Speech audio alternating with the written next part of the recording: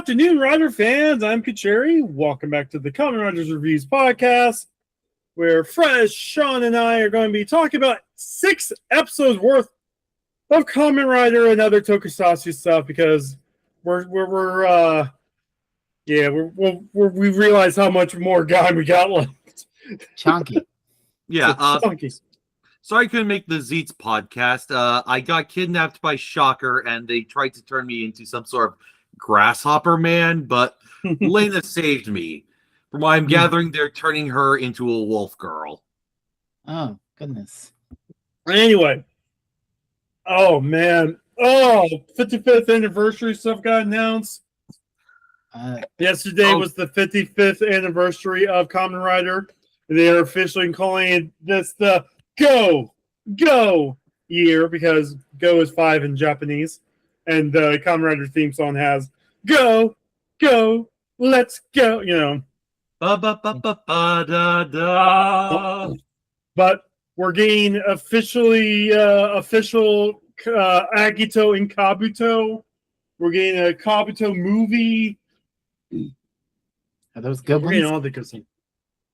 Kabuto, I would say is like A or S tier, but it's more enjoyable than other for the shows from the first. Definitely more enjoyable Hibiki that came before it. But imagine if Chuck Norris was a Kamen Rider. Wait, isn't that just the original Kamen Rider? Kind of, but they around this time, Chuck Norris jokes was actually like the biggest meme online in like 2006. You know, the Cobra bit Chuck Norris, and after 6 days of agonies, the Cobra finally died. Yes. That kind of stuff. Yes, so they decided to a near Chuck Norris experience until recently, where he finally had a Chuck Norris experience. Yeah, but they decided to, what if, like, again, Kabuto is basically Chuck Norris. Like, in the first episode, a robber almost slices his throat, barely missed without Kabuto even making a move, and some bystander who tackles the robber with a knife, like, what the fuck is wrong with you? You just walked into that knife! And Kabuto goes, no one can stab me, and just keeps walking. Just, Yeah, that does sound like Internet Humor era Chuck Norris. yeah. Remember 2006 when those things were popular? Oh, speaking of 2006, is Denner coming back?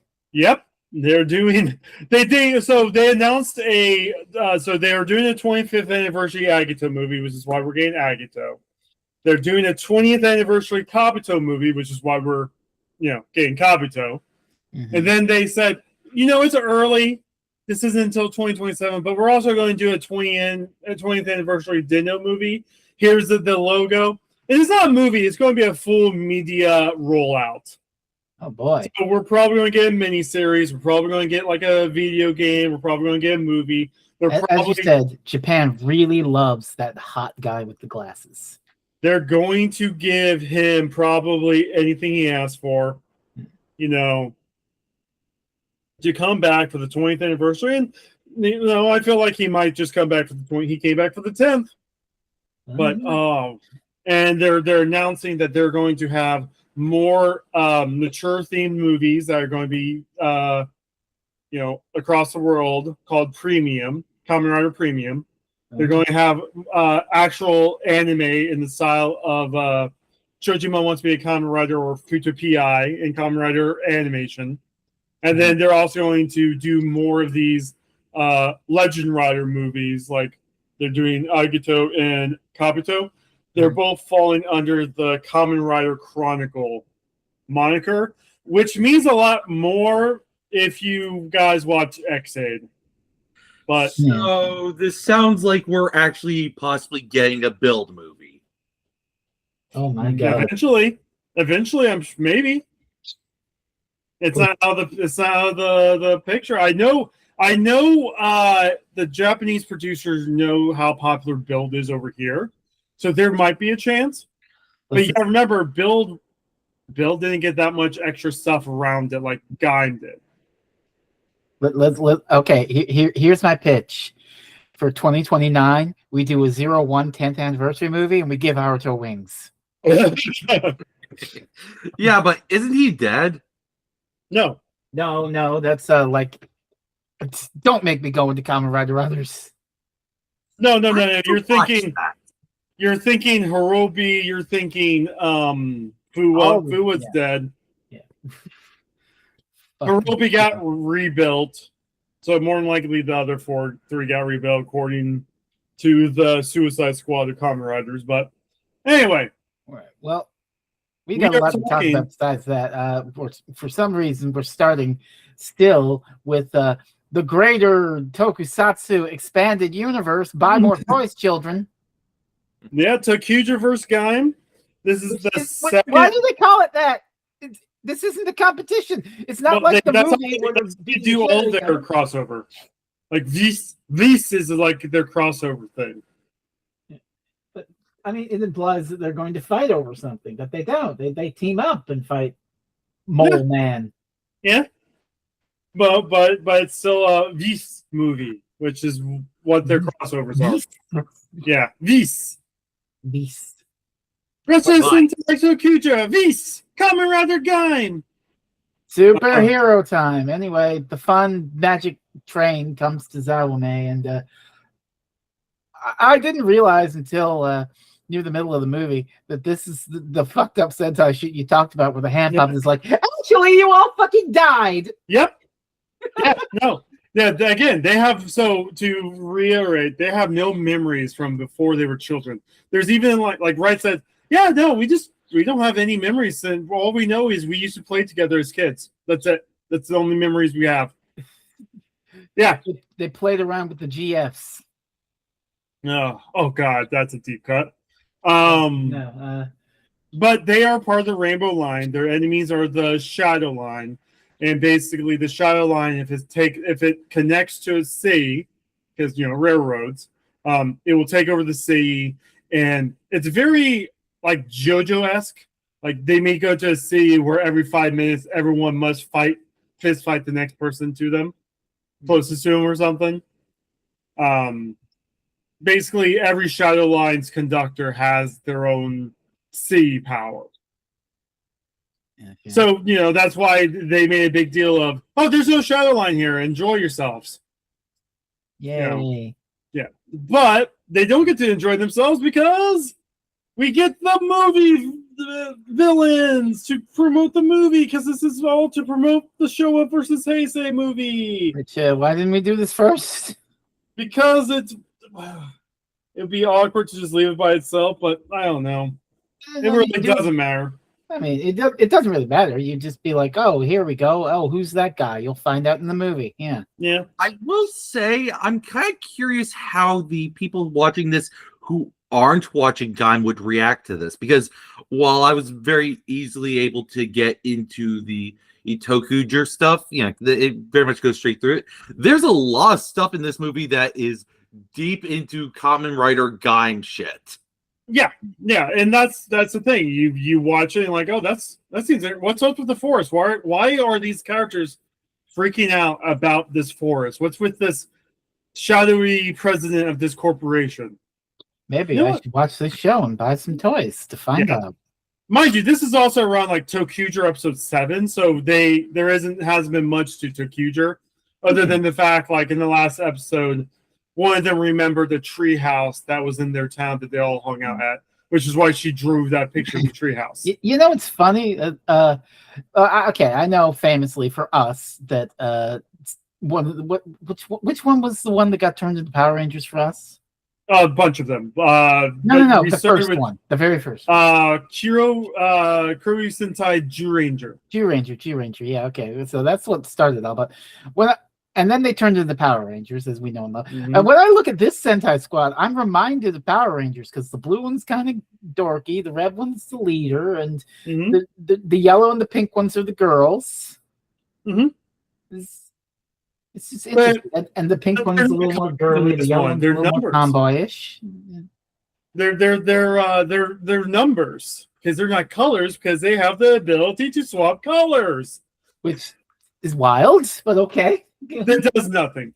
All it does is it allows them to equip other weapons. So it's and fun. make more toys. Now you can get number 3 in yellow and green. Yeah.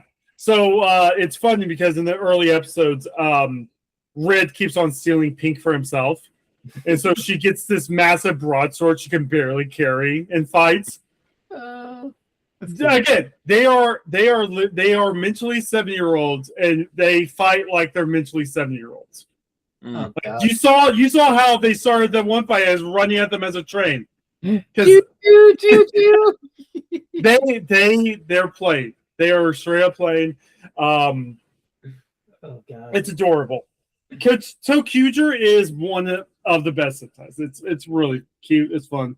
Yeah. But we get this funny scene of them transforming next to each other and then looking at each other as their weird gimmicks are forming around their heads. What? Huh? What? Some children are flying around your heads. An orange fell on your head. Who are you? And then the bad guy's like, "Yeah, that's what I'm asking." The two of them turn. Oh, I love the stupid mole man. He's like, okay. He's like from the Baden Empire from the movie, and he's like, I'm going to summon the people from the Baden Empire. But he keeps accidentally opening up Helheim rifts and bringing out Invis who are like attacking him. And he's like, oh no, I fucked up. I wonder if that's a clue to what Helheim is. No, it's not. Mm-hmm. I am pretty sure I am being lied to by several people, and I'm not discounting you amongst them. Oh, remember when you were in this C for Build? Yes. I mostly just need to fuck with Frezno by repeatedly making Twin Peaks references. It is happening again. But honestly, there's not that much more detail that goes on. That we get some really neat scenes between Wright, the leader of the Tokugers, and Kota, learning about each other, learning what it means to be a hero. You know, we get more. Oh no, I don't have a pass for the trade. Who can give me a pass for the magic trade? Talking was in this episode. I fucking forgot why we're talking was in this episode. Yeah, you kind of wish he. Yeah. Oh god, imagine if Decade showed up in this. Oh god. Just make the puppet. Damn you, Decade! Why he has a puppet is because of Tokuger, but still. Yeah. Why does the Tokuger conductor have a puppet? Because that's the Alpha 5. And whenever they're in the mecha, the puppet can pop in the mecha and help control the train mecha. Yes, I remember like what happened in friggin' on my blade. Lupin Ranger. Lupin Ranger, yeah. Lupin Ranger, the puppet serves the same purpose of Goody. I actually think they use the same set. They remade the Tokuger set into the Pat Kaiser. Yeah, it's friggin' it's Sentai. Of course they did. But let's see what else goes on. Wright almost eats a fruit. That was fun. Buy the nickel for everyone in this batch. You almost ate a fruit. Well, to be fair, the only person to decide not to eat the fruit is Bravo because he has military training and must resist the urge to eat. Yeah, no, he knows that to eat foreign fruit. Strange fruit that you can't identify. This shows that he is an actual fucking adult in the context of kids. No, this shows that he's not just the Bulk and Skull character. And this is the arc that starts him becoming literally one of the best characters in the show. If you already what do you mean starts becoming? I like how Michi tries to tell his brother about the Baden Empire, and his brother's like, "What? An underground empire? Have you been sleeping well, brother?" Yeah. Though the funniest part is actually when he's having that exact same type of conversation while the giant monster battle is happening behind him. God, yes. Look at this episode. He's a this match of episodes really shows how bad a judge, how oblivious he can be. Yeah, no, I love the mecha fight. So, of course, this isn't a movie. This is literally what they showed instead of Tokuger and Gaim that week. Okay. So we had to have the giant robot fight for the Tokuger section. So that's why halfway through we had the giant robot fight. But it has to be said, there's given I don't really go to Sentai, but I did watch the Power Rangers as a child over here. Mm-hmm. There's something to be missed for the good old days when you got two guys in rubber suits beating the shit out of each other in front of a cardboard city. Yeah. You could just watch Lupin Ranger. No, you would love Lupin Ranger. I like that one episode of Lupin Ranger I watched. But there's a lot to like. I like how Wright makes the comment, "Oh man, I almost ate that fruit," and then like, guys like, "Oh god, he's big," and like the mole monster's like, "Oh god, he's big." Wait, it's you. Mole Man is so incompetent, it's silly. We get more Kachidoki as well.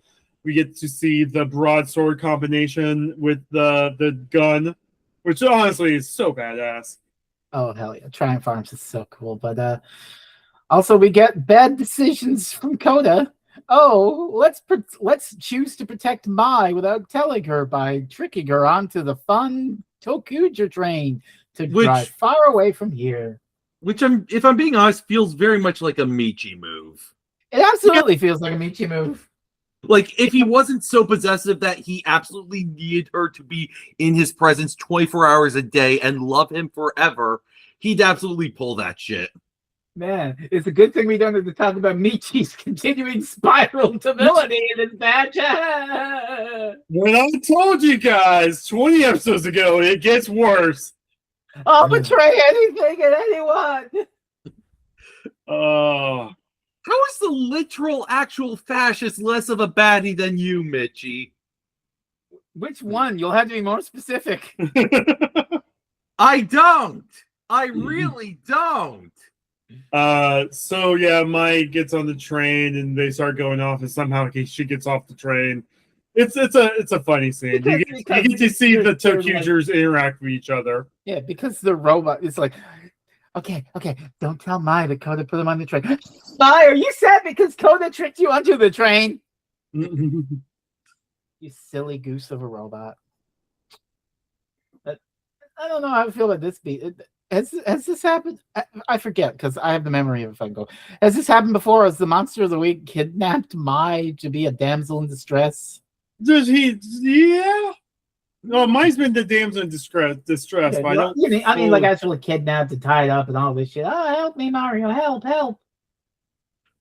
I think the closest is probably the sister. No, but you got to remember Mai in the Sengoku War movie got kidnapped too. Oh right, the movie. I didn't hear the Sengoku War movie, so it was crap. Move on. Okay, moving on.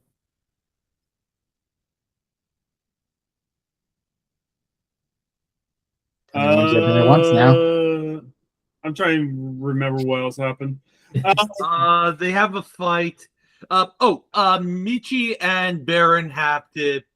After she gets kidnapped, Michi and Baron distract him by wearing flags for some reason. I think. I don't want to wear a banana flag. It looks stupid. Well, you're stupid. No, that fits. Which is silly, which kind of silly in this, it's kind of get him to the place where he needs to be. Oh, Kaido, will you help us? No. All right, let's go in and do this thing. I've decided to help you. It's funny because technically since episode 23, he's been getting his ass kicked. It is. Yes. But, look, I just need a win. And they're clever distractions to get Mole Man out. Works. Unfortunately, Mole Man summoned his brother, identical Mole Man. And then there's this scene which they do that to me because it relies on Tokuger shit. It's like, I want you to imagine us winning. Okay, and then they do it. Yeah, no, that's basically how most of the episodes go. All right, so they imagine them winning, and then they win. Yeah. But then, oh no, That's children! why- Did you that's know why- the new movie that's- is going to be in theaters? Yeah. Oh no. They that's why their tag phrase is imagining victory. As long as they can imagine a way out of scenario, they can literally give themselves a Deus Ex Machina of the powers. Which honestly has some implications with the context of Gaim, wherein the whole central conflict between the main character and Idrisel is that Idrisel can't imagine a better way. Yeah. It's funny considering the final moments of this batch. Yeah. Imagine what would have happened if they knew beforehand that the overlords were there. But yeah, we get the murder a small child. Yeah, we get the whole big final fight. 15 shows up. The show writer shows up to tease the movie. But motion picture. You guys also get to see the Tokuger finisher. Fucking whack-a-mole. Yeah, no, it's the thing is they imagine how to kill the monster. You guys ever heard of Critical Role? How do you want to do this? Okay. Yeah, They how you want to do this, and each one is a separate finisher when they shoot it at the monster. Okay. Yeah. And then Kota finishes off his, and then we get, the big finale where they're all like, "Oh, we would have done the same for each other. I would have done the same to fight the Shadowline." Which, by the way, if the plan worked and Mai was on that train, she would be attacked by nightmare demons from the Shadowline left and right, and have to deal with different towns with, JoJo rules and. Now, yeah. if that You can't Michi go to a found out place about without it being that the work shit. of an any stand. Now, Go if ahead, Michi John. found out about that bullshit, he'd probably kill. They'll go to right then and there. Oh, what? Michi finding out about some bullshit Dakota pulled on Mai and deciding to just end his fucking life right then and there? We won't be seeing that.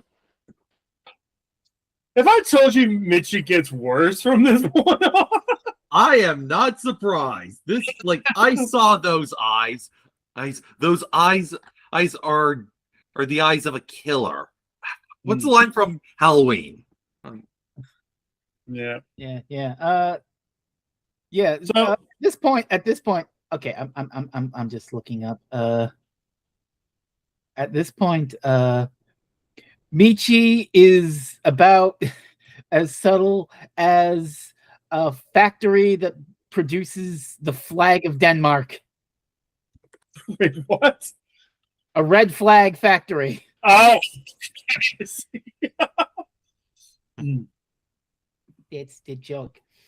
It's a good joke. The special, I like the special. It was great until the last 5 minutes. It's fine. It's fine. Yeah, I'm more like here for the Gaim shit, but it's serviceable.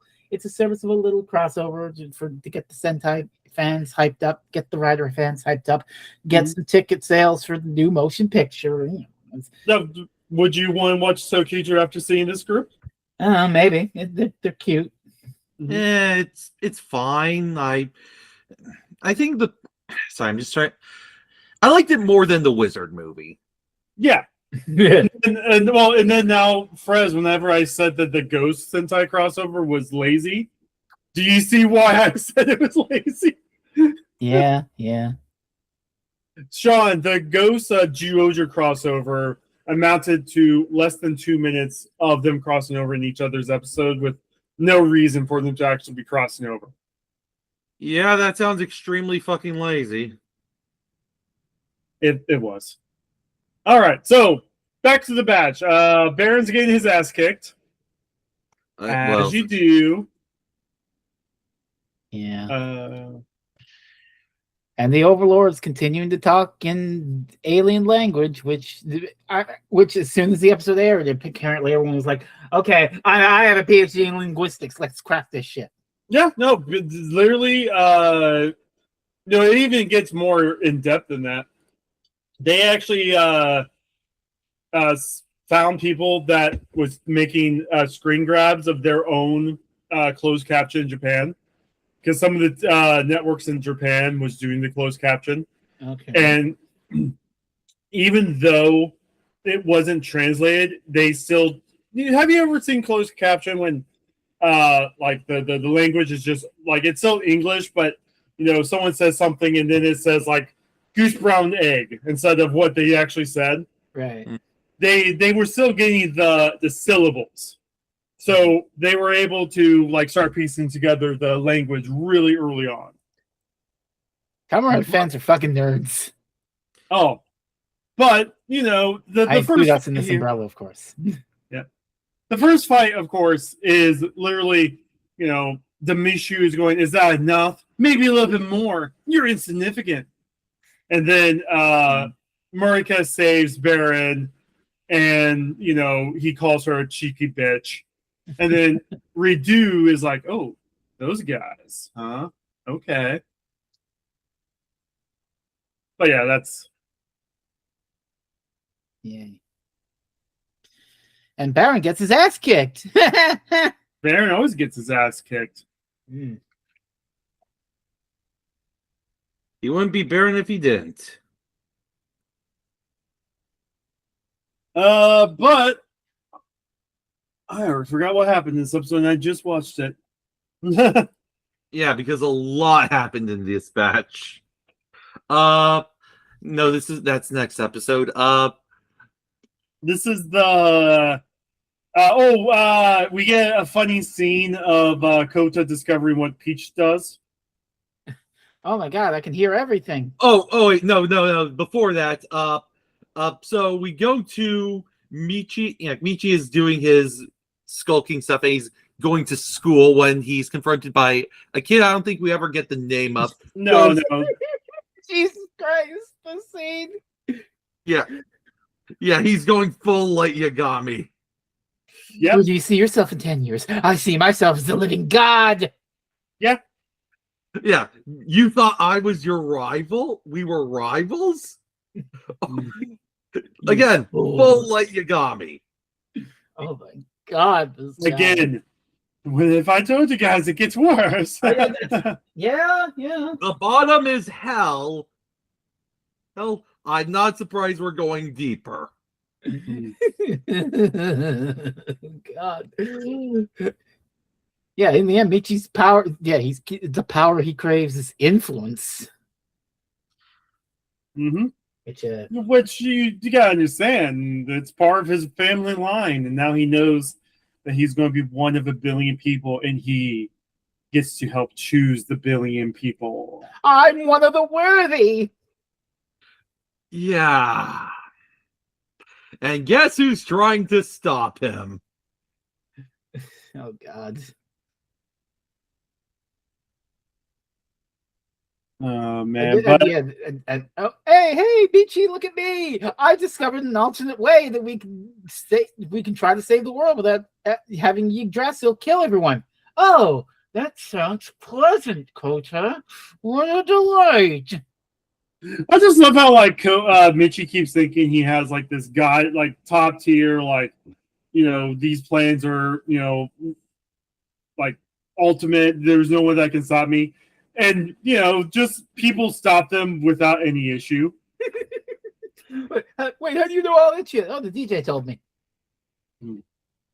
Yeah, we get a lot about the DJ Sakura in this batch, too. Oh, my Lord. He is a literal snake in the garden. I fucking called it. I also said Garden of Eden shit, didn't I? At some point, after some pushing.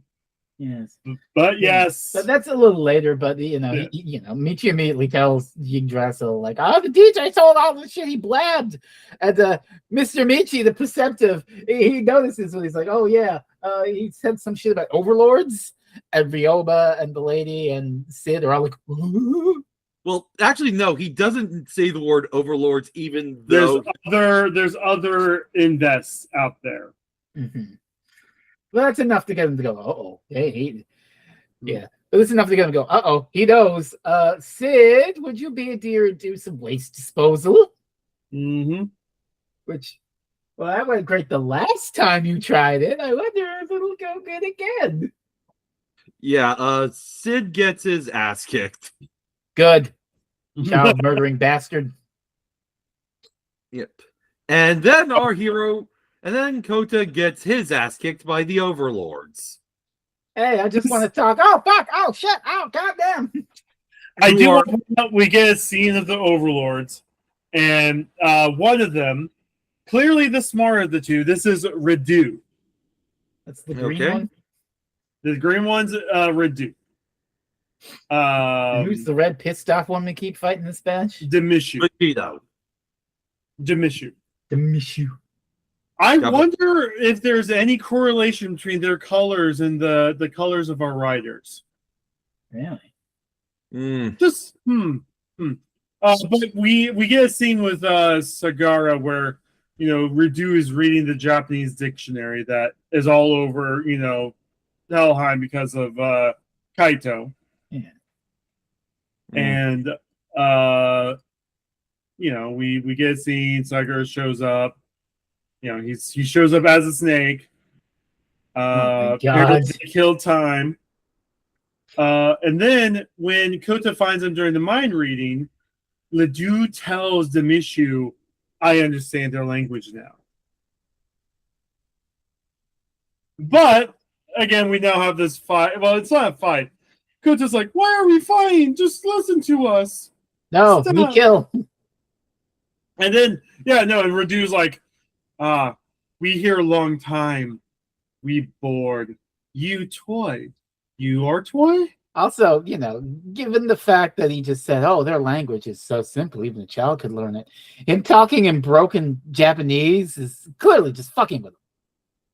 Yeah, well, I mean, he just understood like second grade Japanese in less than a day. So I honestly think that they're smarter than that they know how to speak it. I mean, even meathead Demishu here knows how to speak it by the end of the batch. Yeah. So they're just fucking around. Be Better Toy is extremely fucking with them. Yeah. And so they hang him up by a vine and leave. And then he drops. And of course he's around, yeah. So But Demishu during this fight is like, oh, he's weak. I expected him to be stronger than the other one. Yeah. And that's basically actually the end of 24. Oh boy, we get more fun in the next. Okay. I think did I say this on the? I don't know if I said this on the air, but you were making a thing about how it's the calm before the storm. This is not the calm before the storm. We have been underwater, having our head held underwater by Gena Robochi with this fucking shit. 25 is the moment we're led up to have a breath before we go right back down. Hey, do you guys remember we have the Bulk and Skull characters that haven't done much since the first bat? There's a very good reason why one of them hasn't done much. No. Yeah, So it's very funny that these characters know nothing, and we're literally about to be. And the Jonucci was about to be told something when Bravo interrupted him. Yeah. So Jonucci is feeling depressed. He runs across the girls from all the dance troops because one of them is his former, dance team member. And then they all start making fun of him. He smells, and his glasses are stupid, and he has a dumb haircut. Yeah. How can he hear them from that far away? Logic. I mean, it also works if it's just him imagining them say that, because when they found him in the Everyone is Friends Now episode, they were very encouraging of him. Hey, welcome back. We missed you. Yeah. So many. You know who can help with this depression? Oren. Oh, you just need to learn how to be a man by being feminized. Yeah, I think this is You understand. honestly, I think this drag episode is better than the one that's in Lupin Ranger. Also, Jonucci kind of slays in that wig and dress. Yeah. I also just like how every time he gets depressed, his belt goes off. Never give up. Oh God! One time the subbers made it like massive to text the subtitle. Never. Oren's fucking boot camp. Oh my Uh, God! Holy where shit! he puts a fucking landmine. Looks A like Team Rocket's landmine in a blasting off fucking- again. He put a landmine in a fucking playground. Who does he think he is? Doug Walker? What? Yeah, there was a so in one of the movies, these Suburban Nights they had they got a playground without any permission whatsoever. Oh! It's basically a toku fight. I know the scene you're talking about. They didn't get. They just walked up to a public playground and started pretend fighting. Action! Oh my God! And somehow this was still like light years ahead of production compared to Book 2 to Boldly Fleet. I will be getting to that once I finish. That's for later. Yeah, Or God help you. God help you. Focus on Star Trek. Focus on Star Trek. Well, no, we're focusing on Kamen Rider. Well, right now we're focusing on Kamen Rider, but for writing, focus on Star Trek. Focus on Star Trek. Also, so Junichi's feeling depressed. Kota finds him at Droopers, where they have a long conversation. Oh man, I miss when I was hanging out with Hase. I wonder where he's at. Oh. I do like when Jonichi breaks down to Bravo, he basically goes, I don't know what I want to do with my life. And Bravo just goes, well, of course you don't. Yeah, because he's a kid. Uh-huh.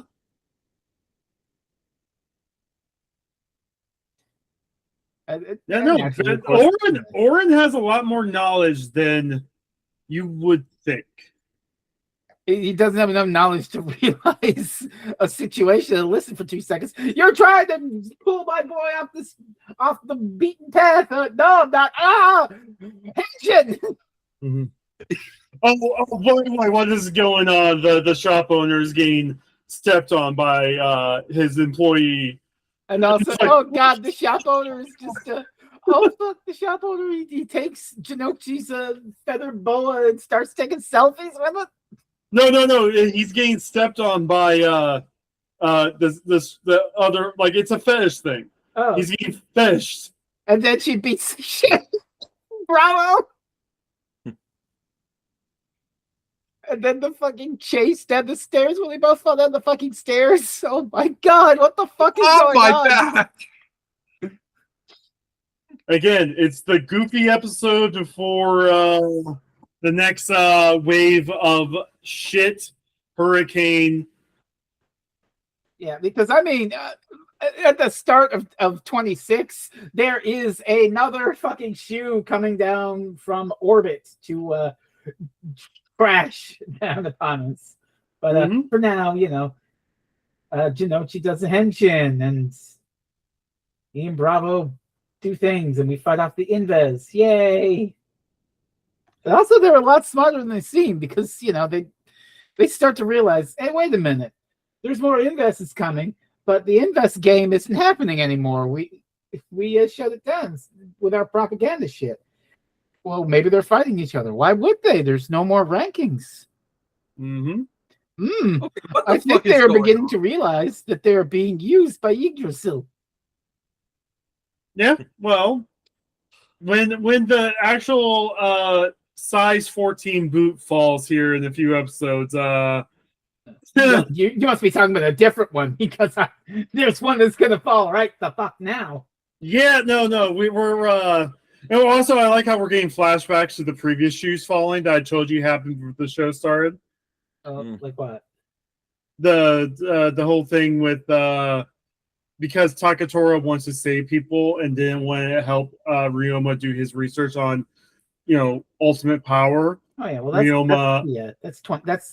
later. That's a later fight. But no, that's a flashback to a previous shoe falling. If Takatora didn't have this I want to save as many people complex as he did, maybe Ryoma would not be as insane, and shit that may happen with Ryoma won't happen. I don't know about that. I think either way, Ryoma would be like, hee hee hee hee hee. Yeah, like again, he's literally asking, "Hey, we should use this opportunity to become gods." It would be less. Ryoma would be more or friendly, and he'd be more friendly to Takatora because they're both aligned in becoming gods. Yeah. It's like, if you're with me, great. If you're against me, well, fuck you. I'll do it myself. Yeah, the Takatora thing is very interesting for 27, but before that,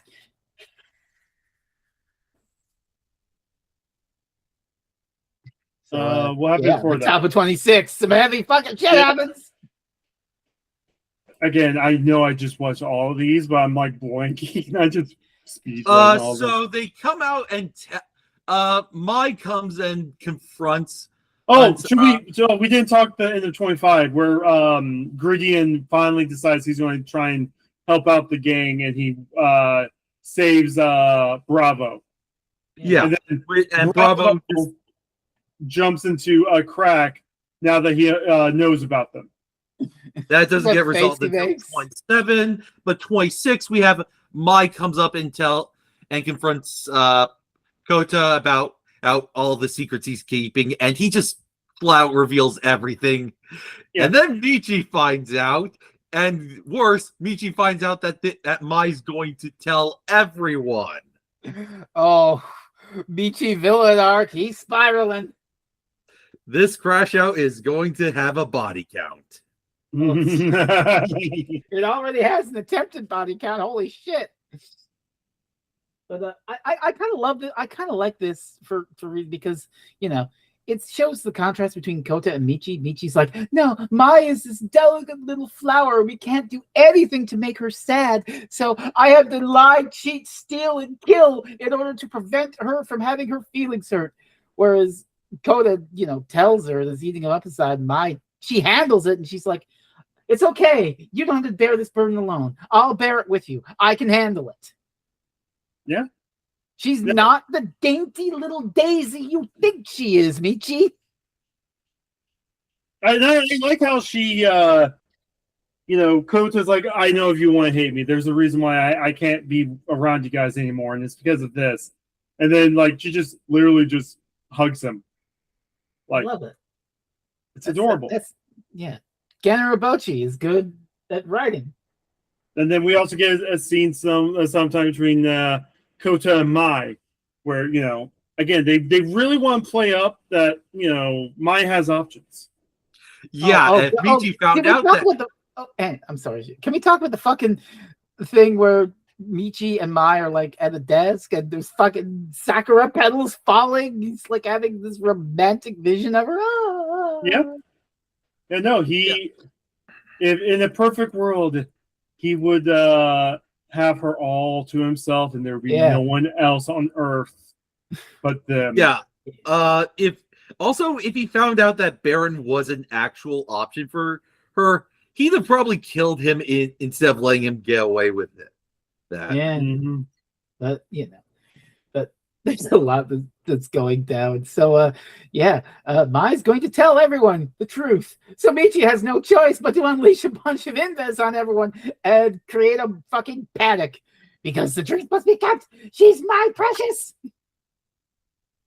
And then when the dust settles, he grabs Kota by the neck and goes, "This is all your fault, you fucking asshole! Oh, how dare you make her sad!" Yeah, and then he gets slapped. I think this is the moment that will break him. This is the point of no return. Well, the thing is, he also doesn't even blame. He doesn't blame himself for this slap.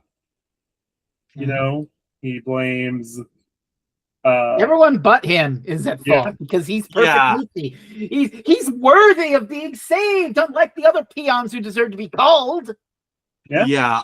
With regards to Michi, I was told there was nothing left. No reason, no conscience, no understanding in even the most rudimentary sense of life or death, of good or evil, right or wrong.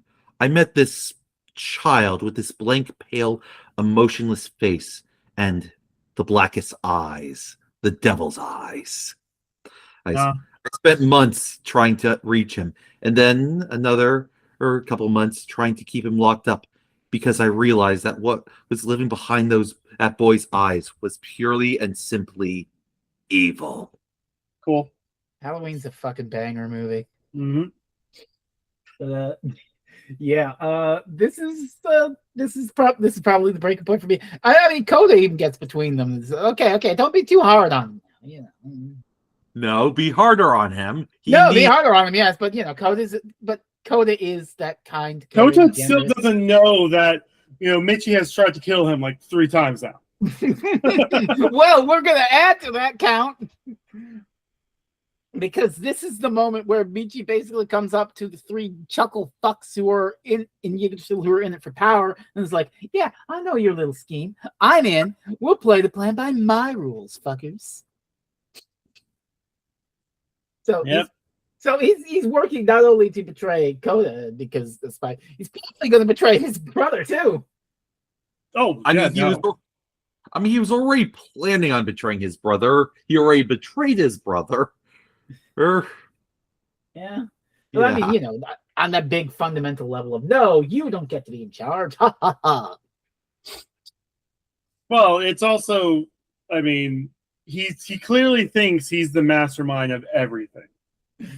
Oh my god, this man's so fucking fascinating. Yeah, I think an interesting parallel, I think that we sort of skipped over was both Baron and Kota are aware that they're being manipulated by the figures that they're so-called trusting, be it the DJ or the trio of Yggdrasil.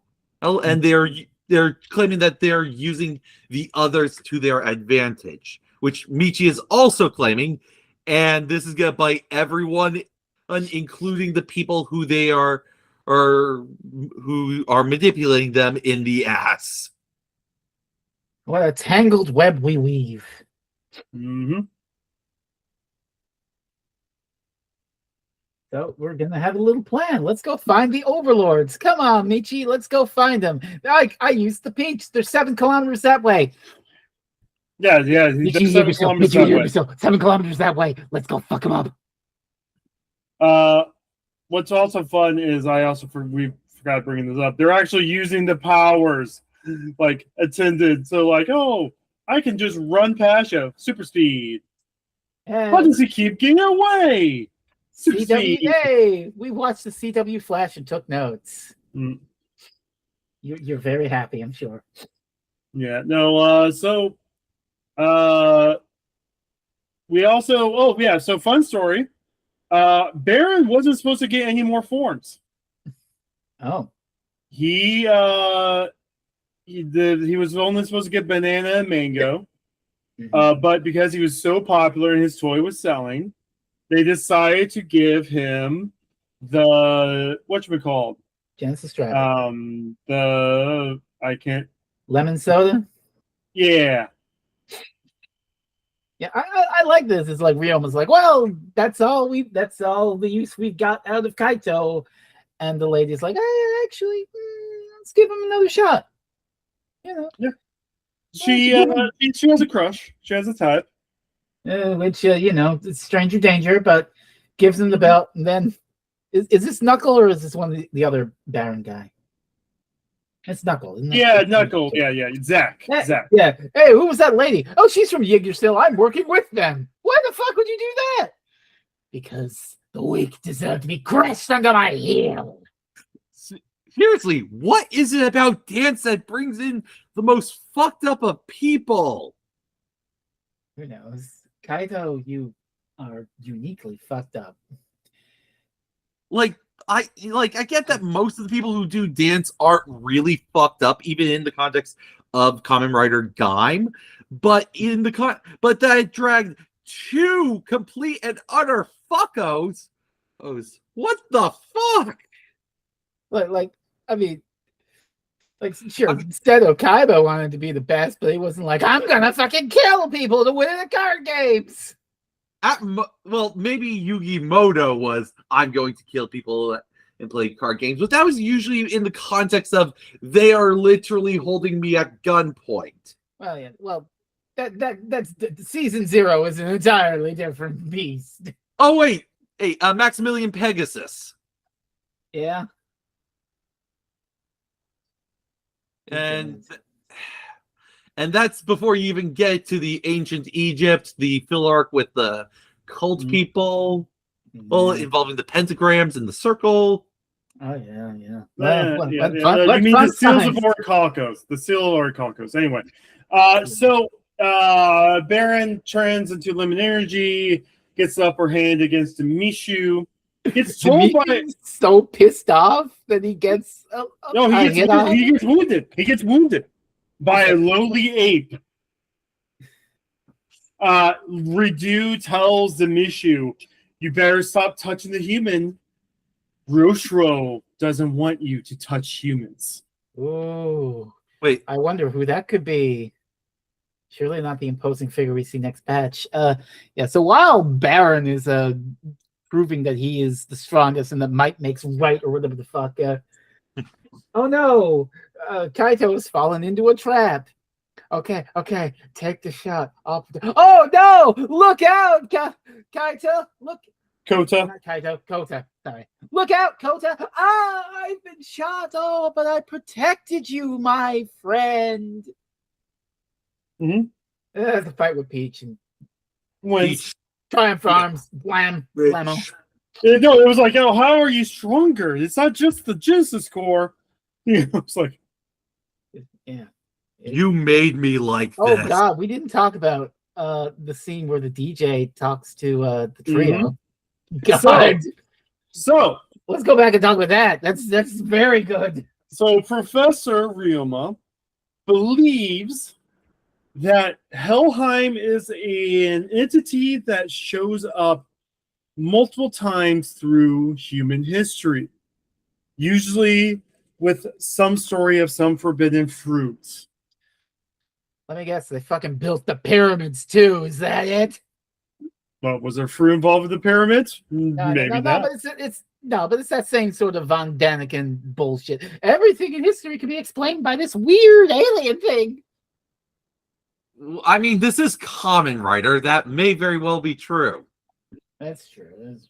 But basically, Ryoma's idea is this isn't the first time Helheim invaded the planet. This isn't even the second or third time. It shows up, someone gets the power of a god, and then Helheim retracts itself. And DJ says, yes, that is absolutely correct. In a way that screams, I am lying through my teeth. I mean, he is the snake, the mythical snake. The snake in the garden, Jesus Christ. Yes, he is the Mara. But Get me. I do like how multiple times they're like, so what are you? Oh, I'm just an observer.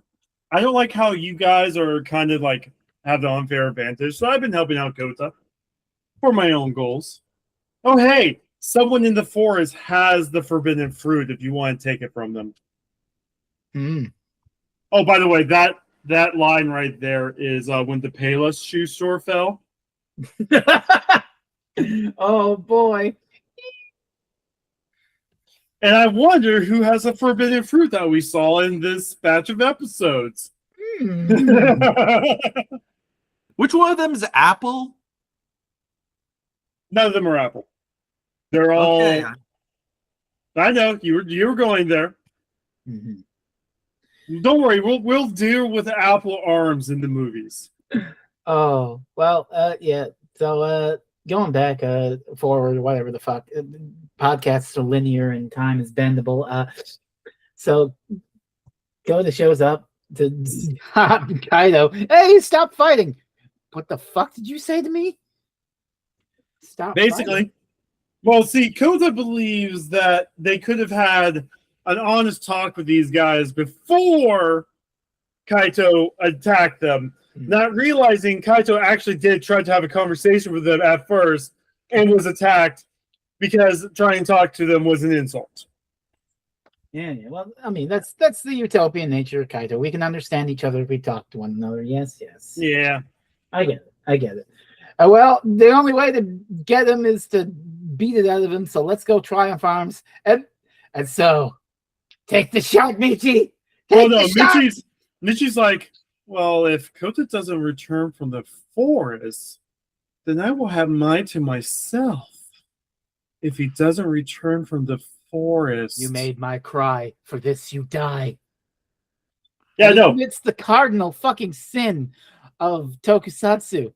He interrupts his transformation. Shoots him in the back during the point of the transformation. He's the most vulnerable. And and then it just goes up to his prone body and it's like he's gonna finish the fucking job. And then in Fucking episode God. 27, This is a show for 7-year-olds. Go ahead. well, Baron stops him. I don't know what your grudge against him is, but it's stupid. And then Michi's like, well, if you get rid of him, that'll help your goals too. Nah. My only enemies are the weak who will attack the strong in the back. And then, just kicks Michi away and Michi runs off. Yeah. And then Baron very kindly takes the prone comatose Kota And leaves puts him him in in a fucking tree. I think that's payback for the first time Kota and Kaito met and that kid was stuck in the tree. Oh my God. No, but this is one of the reasons why people started liking Kaito as a character. That's why he got, an extra form that they weren't planning on giving him. They actually had to create that helmet and refit the chest piece. Because it's the same chest piece that Duke wears, Ryoma, when he transformed. But they didn't have a Baron crown helmet to match the thing. So they had to really resize the chest piece and they had to recreate the helmet. The toys weren't even made. They made the toys way after the fact. They just was like, hey, you know what? We would have had Duke here to, show that even Duke will get his ass kicked by these guys. But let's give Baron Duke's power and have him be more important. God. But yeah, we also get a bunch of Zangetsu flashbacks. You really get to see Zangetsu really wants to save the most people. This is his face turn. I'm not gonna go full on redemption arc, but it's clear that he genuinely thinks that this is the only way and wants to save as many people as possible. It's not power. I think I said this 2 podcasts ago. And I told you guys, if given an opportunity, if Zangetsu was given an opportunity, was told that it would have an equal or better shot of saving as the most people, he would have taken it sooner. But because he's told the only option was this option, that's why he's been stealing himself, because he's the only one that believes, noblesse oblige. Sometimes you got to get your hands dirty. Yeah. But, I'd like to note something I feel might pop up later. Funny that he is. Who is telling Takatora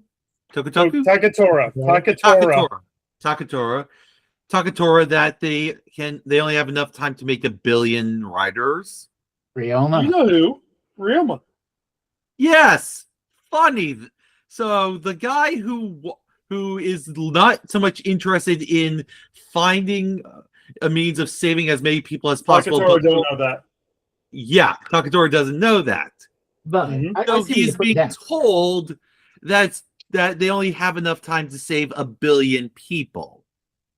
Yeah, and that's why he asks again during this episode, is there any way we could divert more resources to make even more?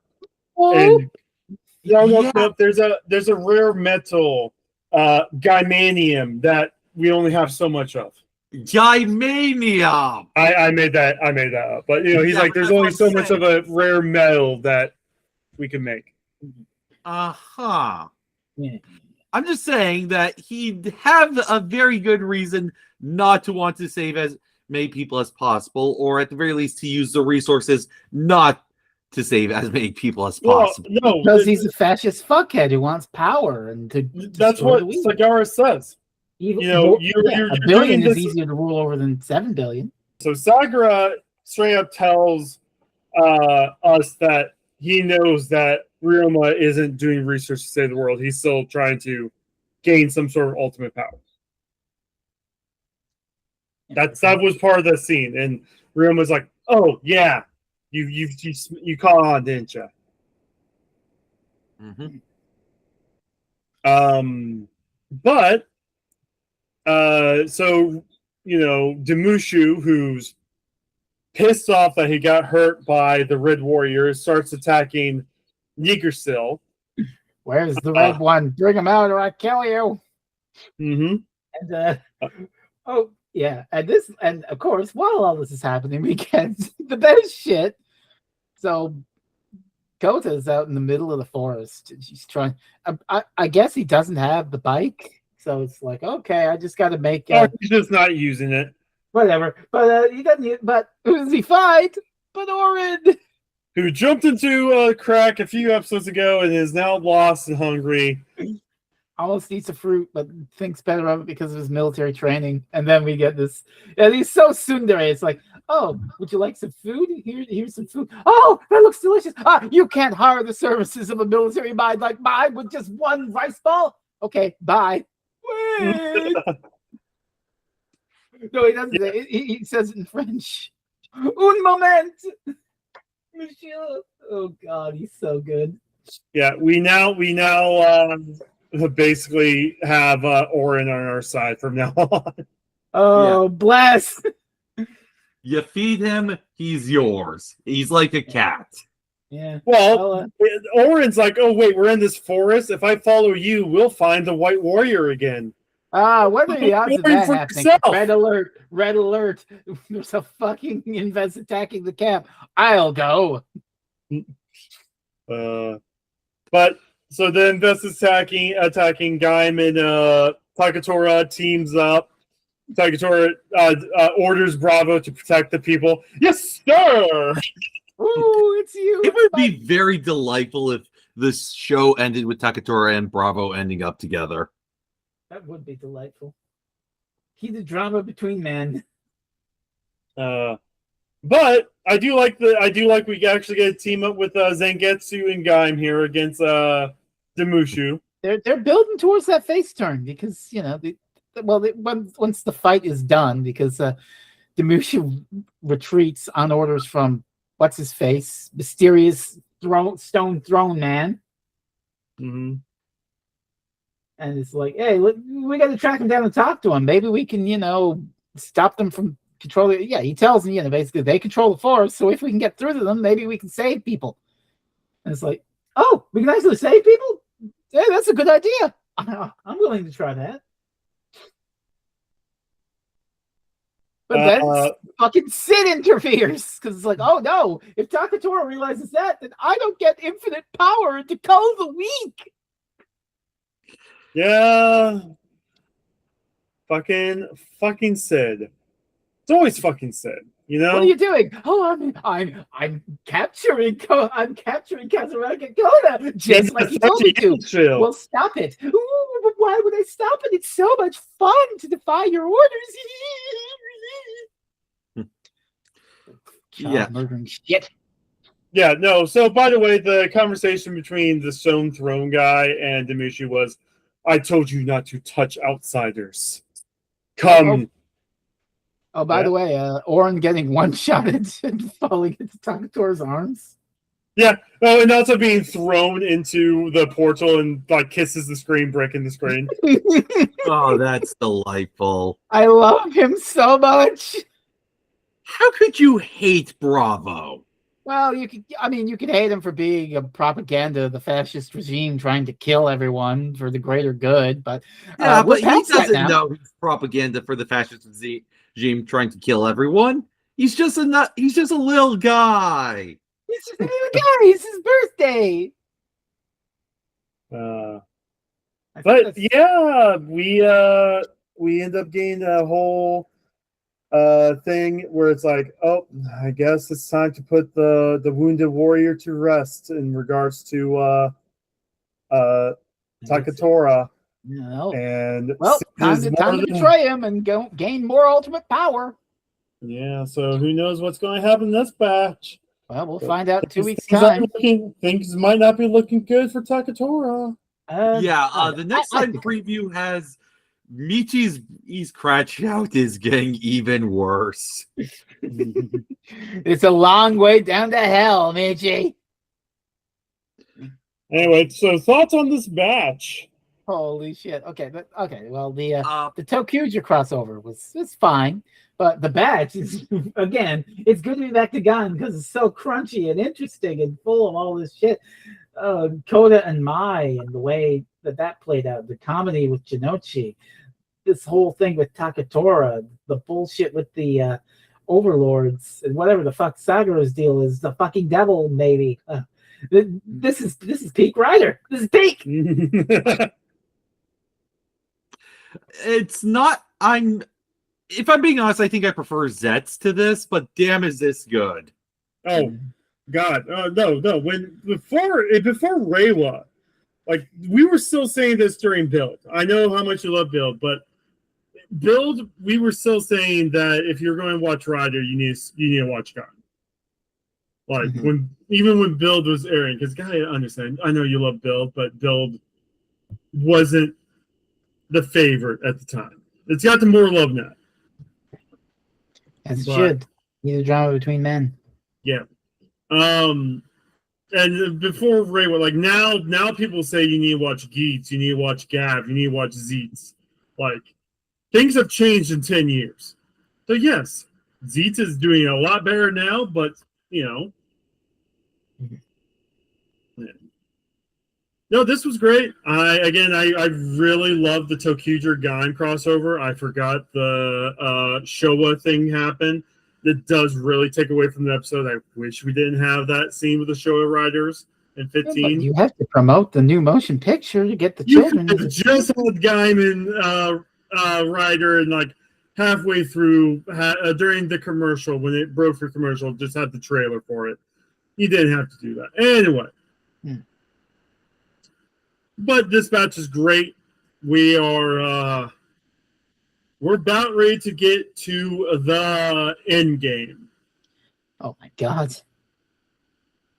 And when and it's going to be one of those things where we're finally getting we're almost done getting answers. We find out that the overlords were called the Famushu,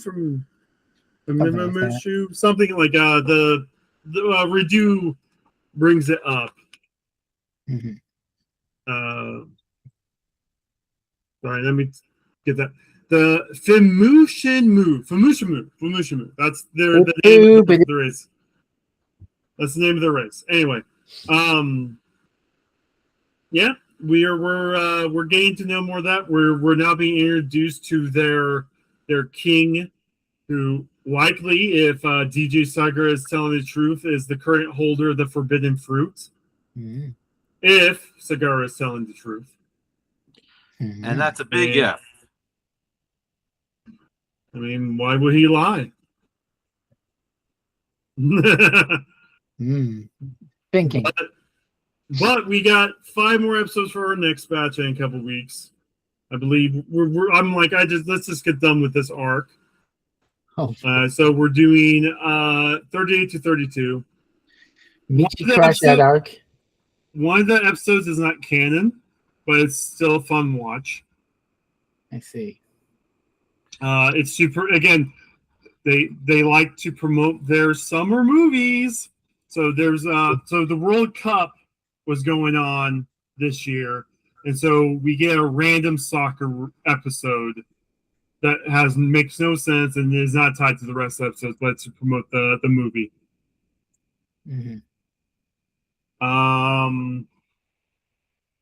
Other than that, we're getting there. Then we just have to watch a whole bunch of after show stuff too. Oh boy. Yeah. August is gonna be fun. Yay.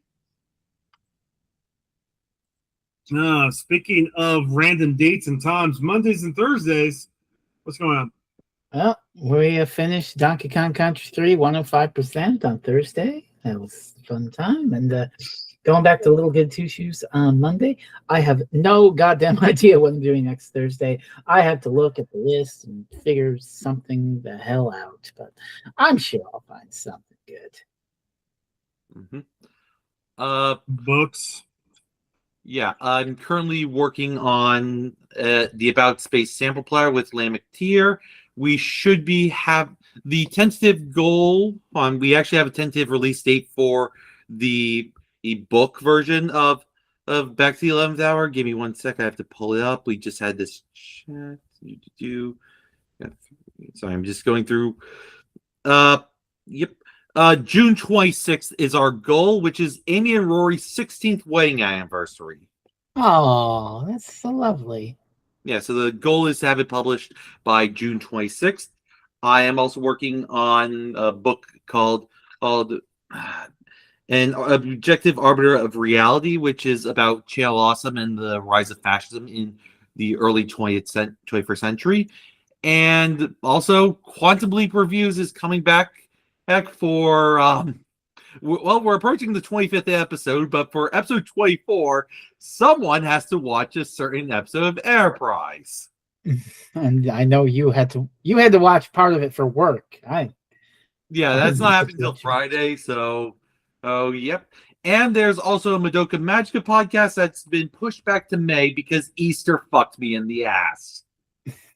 Goodness. All right. I don't know. I might be trying to upload shorts and stuff to my channel if I feel like it. I need to stream. But hey, Kuchiri, you're playing that deck wrong. Yeah, no, that. Hey, here's a video of me going to ranked and doing a one-turn kill with my Mass Hero deck. It wasn't as efficient as it could have been. You made a million misplays. I mean, I turned 2 OTKs with my deck. What? Why are you using the Kamen skill when you only have 20 cards in your deck? This is inefficient. You're not farming your jennies correctly. That's so dumb. But yeah, no. When next we meet, it is 5 more episodes of Gaim, and then we'll be in the final arc where good news, we don't have any more shoes falling. You say that in a tone of voice that sounds like you're lying. No. Either he's lying with the aftermath. The monkey's paw is curling. We'll be dealing with nothing but aftermath. There'll be no more shoes falling. It's only aftermath. Oh boy. Take that as you may. See you guys then. Bye. Goodbye. Oh boy.